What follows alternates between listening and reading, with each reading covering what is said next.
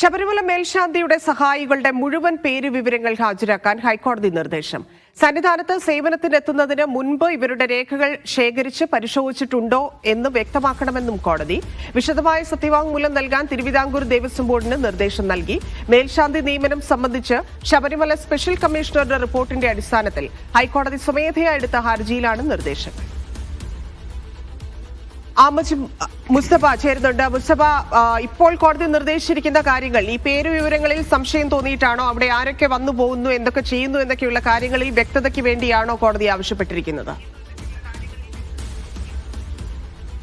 കാലാകാലങ്ങളായി ശബരിമല സന്നിധാനത്ത് മേൽശാന്തിമാരുടെ സഹായികൾ ആരൊക്കെയാണെന്ന് ധന്യ സൂചിപ്പിച്ചതുപോലെ ഒരുപക്ഷെ ആ കാര്യത്തിൽ ഒരു ക്ലാരിറ്റി ഇപ്പോഴും ആരൊക്കെ വന്നു പോകുന്നു, ആരൊക്കെയാണ് മേൽശാന്തിമാരുടെ സഹായികൾ എന്നതുൾപ്പെടെയുള്ള സമഗ്രമായ വിവരശേഖരണം കൂടി കോടതി കൊണ്ടുപോവുകയാണ്. പ്രത്യേകിച്ച് ഈ ശബരിമല സ്വർണ്ണക്കൊള്ളയുമായി ബന്ധപ്പെട്ടൊക്കെ വലിയ തരത്തിൽ അവിടുത്തെ ഒഫീഷ്യൽസിന്റെ ഭാഗത്ത് തന്നെ അനാസ്ഥയും അതോടൊപ്പം തന്നെ ഇതിന് ആസൂത്രിതമായ ഗൂഢാലോചനയും ഒക്കെ ഉണ്ട് എന്ന് കോടതി തന്നെ കണ്ടെത്തുന്ന ഒരു കാലത്താണ് ഇക്കഴിഞ്ഞ 18-ാം തീയതി, ഈ മാസം തന്നെ 18-ാം തീയതി ഒരു മേൽശാന്തിമാരുടെ നറുക്കെടുപ്പ് നടത്തുന്നത്. അത് ഹൈക്കോടതി ഒരു പ്രത്യേക ഒബ്സർവറെ നിയോഗിച്ചിരുന്നു. ആ നിരീക്ഷകന്റെ നേതൃത്വത്തിലാണ് മുഴുവൻ ദൃശ്യങ്ങളും ക്യാമറയിൽ പകർത്തിയാണ് അതിന്റെ നടപടികൾ പുരോഗമിക്കുക. അക്കാര്യം ശബരിമല സ്പെഷ്യൽ കമ്മീഷണർ ഹൈക്കോടതി അറിയിച്ചു. അപ്പോഴാണ് ഈ വിഷയം ഒരു പ്രത്യേകമായി കോടതി ചില ചോദ്യങ്ങൾ ഉന്നയിക്കുന്നത്. ശബരിമല ഉൾപ്പെടുന്ന തിരുവിതാംകൂർ ദേവസ്വം ബോർഡിന്റെ അഭിഭാഷകനും കോടതിയിൽ ഉണ്ടായിരുന്നു.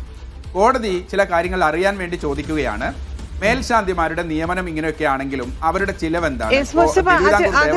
സംശയം ചോദിക്കട്ടെ. അത് സ്വാഭാവികമായിട്ടും നമ്മൾ പറയുന്ന പോലെ വഴിവിട്ട നിയമനമായിരിക്കാം, അല്ലെങ്കിൽ രേഖകളിൽ ഇല്ലാത്ത നിയമനങ്ങളായിരിക്കില്ലേ സ്വാഭാവികമായിട്ടും? അത് എങ്ങനെ, ഏത് തരത്തിൽ അന്വേഷിച്ചാലാണ് ഇത് ആരൊക്കെയാണ്, എപ്പോഴൊക്കെയാണ് വരുന്നത് പോകുന്നത് എന്നൊക്കെ എങ്ങനെ അറിയാനാണ്?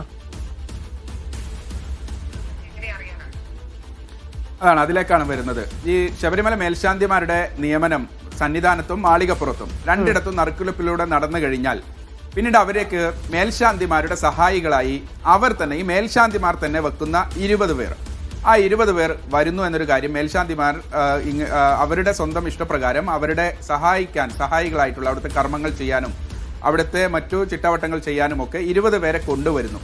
അപ്പോഴാണ് കോടതി ചോദിക്കുന്നത്, ഈ 20 പേർ എങ്ങനെയാണ് നിശ്ചയിക്കുന്ന മാനദണ്ഡം? ആരാണ് വരുന്നത്? ഒരു മേൽശാന്തി വരുമ്പോൾ ആ മേൽശാന്തിയുടെ കൂടെ 20 പേർ വരുന്നു. മേൽശാന്തിയുടെ കാലം കഴിയുമ്പോൾ അദ്ദേഹത്തിന്റെ കൂടെ അവർ തിരിച്ചു പോവുകയാണോ, അതല്ല അവർ പിന്നീട് ഇങ്ങനെ വർഷങ്ങളായി അവിടെ തുടരുന്നുണ്ടോ എന്നത് സംബന്ധിച്ചുള്ള ചോദ്യങ്ങളാണ് കോടതി ചോദിച്ചത്. പക്ഷേ ഈ വിഷയത്തിൽ ഒരു ക്ലാരിറ്റി ഇല്ലാത്തതുകൊണ്ട് തിരുവിതാംകൂർ ദേവസ്വം ബോർഡിന്റെ അഭിഭാഷകൻ അത് തൊട്ടടുത്ത ദിവസം തന്നെ കോടതിയിൽ രേഖാമൂലം അറിയിക്കാമെന്ന് പറഞ്ഞു. അപ്പോൾ കോടതി പറഞ്ഞു, വളരെ സമഗ്രമായ ഒരു മറുപടി സത്യവാങ്മൂലം നൽകണം. അതിലാണ് ഈ വിഷയങ്ങളൊക്കെ പ്രത്യേകമായി തന്നെ ഉന്നയിക്കേണ്ടത്. ഒന്ന്, ഈ വർഷത്തെ മേൽശാന്തിമാരുടെ സഹായികൾ ആരൊക്കെയാണ്, അവരുടെ മുഴുവൻ പേര് വിവരങ്ങൾ വേണം. രണ്ട്, ഇത്തരം ആളുകൾ വരുമ്പോൾ ഈ 20 പേർ എന്ന് പറയുന്നത് അവരുടെ ചെലവ് കാര്യങ്ങളൊന്നും തിരുവിതാംകൂർ ദേവസ്വം ബോർഡ് അല്ല അറിയുന്നത്. ആ മേൽശാന്തിമാർ തന്നെ അവർക്ക് ലഭിക്കുന്ന മറ്റു ഈ ചിലവിൽ നിന്നാണ് ഈ 20 പേരുടെ ചിലവ് അറിയുന്നത്. അത്തരം ബേർഡൻ തിരുവിതാംകൂർ ദേവസ്വം ബോർഡിനില്ല. അതുകൊണ്ട് അത്തരം വിവരങ്ങൾ ശേഖരിച്ചിട്ടും കാണില്ല.